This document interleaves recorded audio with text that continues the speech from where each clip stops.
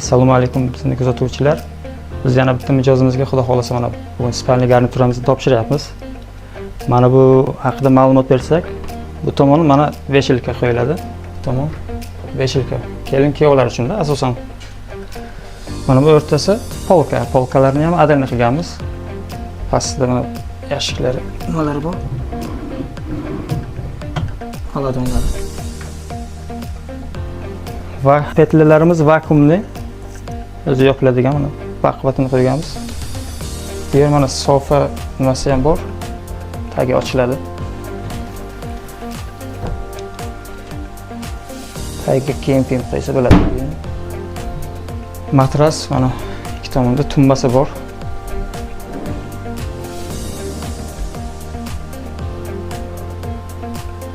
Matrasimiz 1.70 ga 2 metr bo'ldi. Keyin bu tomonda termo soz bu yerga sig'madi, shuning uchun bu yoqqa qo'yishga majbur bo'ldik. Ikki tomoni polka. O'rtasi mana g'aladoni bor.